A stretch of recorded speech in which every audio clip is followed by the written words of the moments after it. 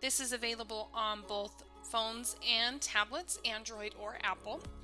So this is the app that you're going to use when you're doing your day-to-day operations. This will be the first screen that you'll access. You have two options here. You can either sign into the location, so signing in, or you can connect to a location.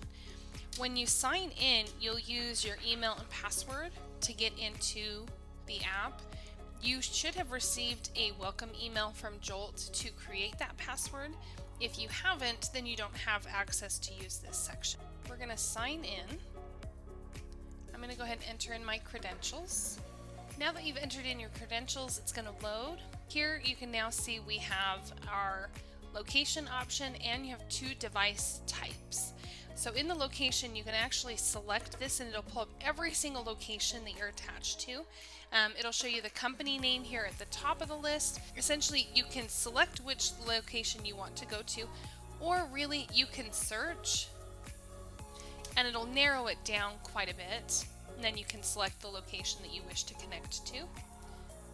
From here, the next two options are, is this a single user device or a multi-user device? Is this a personal device, only you're going to use it, or is this shared in a location? If I want to use a single user device, every location that I have connected to, I will be able to toggle between those locations without needing to sign in again. That's one really nice advantage, is all of your locations are there and ready to go. Now, once you've signed in as a single user, we're going to go ahead and start the download. You can see my initials up here in the corner. It keeps me logged in. So as I'm going in and completing any of the tasks, looking at the library, whatever I may be doing, all of that is going to be based off my permissions because I'm already logged in. You can click on your initials there, and there's actually a sign out option. So if you sign out, then it's going to take everything away and then you'll re-download it essentially when you connect again. So I'll go ahead and sign out, and then when I connect to a location, scanning a QR code, and then we're going to start our download. As you can see up in the top right hand corner, no one's logged in, so I can select login here, select the first letter of my first name, and then I can go ahead and enter in my very secure PIN of 1111. And then as you can see, it has a timer where it'll log me out. So when I go into the list section, I'm able to see any of the lists that are ready to use, start printing off labels, view my sensors, whatever I need to. But then I just click on that corner and it logs me out. So you have a multi-user device here based on just signing in with your PIN, signing out, or being logged out with inactivity. Now, to add additional locations to your device, what you'll do is navigate into Settings and Locations. And then what you would do is just select the plus button here, which will take you back to that screen that we saw previously when you're connecting your device initially.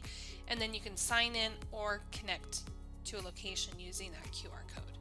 You can have as many locations as you'd like on your device, but it can bog the device down because you're storing multiple locations, multiple, libraries and content, so it can put a load on your device.